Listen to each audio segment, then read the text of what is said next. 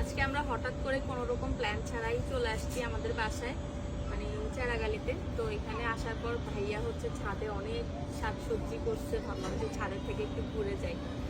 তো ছাদে এসে শাকগুলো দেখে আর লোভ সামলাতে পারতেছি না, এগুলো হচ্ছে একটু উঠাই নিচ্ছি। এগুলো হচ্ছে মূলার শাক।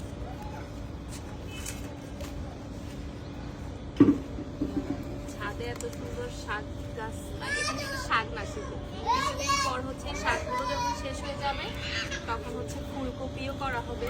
ফুলকপি, বাঁধাকপি অনেক সুন্দর হয় প্রতিবার শীতে। হচ্ছে শীতে আমাদের এই ছাদে, মানে এই খালি স্পেসটাতে হচ্ছে ভাইয়া মাটি দিয়ে নিচ্ছে। মজার আইডিয়া, ভালো আইডিয়া না এটা? কমেন্ট করে জানাবেন আপনারা। আমার কাছে তো মনে হয় এর থেকে বেস্ট আইডিয়া কিছুই হতে পারে। যেমন আমরা খাই, সবাই খাই, আমার জন্য ভাইয়া মাঝে মাঝে নিয়ে যায়। আর এভাবে হচ্ছে নিজের হাতে তোলার মজাই আলাদা।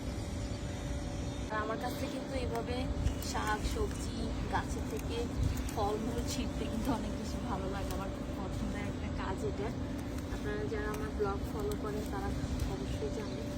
কিছুদিন আগে আমি যখন আসছিলাম তখন এগুলো হচ্ছে একদম ছোট ছোট ছিল। আর প্রায় 2 সপ্তাহ পর আসার পর দেখেন কত বড় বড় হয়ে গেছে।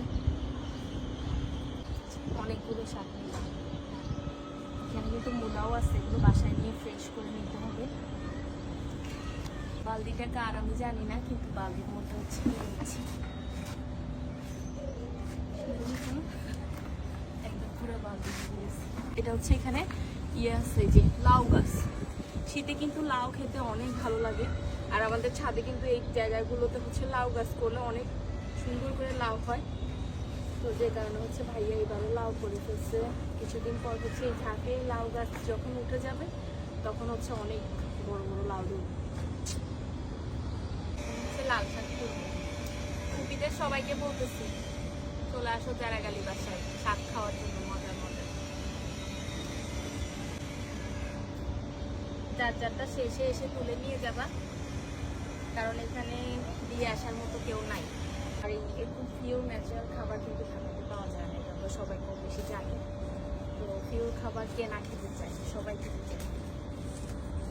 আর আপনারাও কিন্তু এই আইডিয়াটা কাজে লাগাতে পারেন, যাদের নিজস্ব বিল্ডিং আছে। কিন্তু এভাবে আমাদের এই প্লেসটা কিন্তু অনেক বছর, তাই আমি যখন ছোট ছিলাম তখন থেকেই দেখি, মানে ক্লাস 8 কি 9-এ থাকতে হচ্ছে এই স্পেসটা করছিল।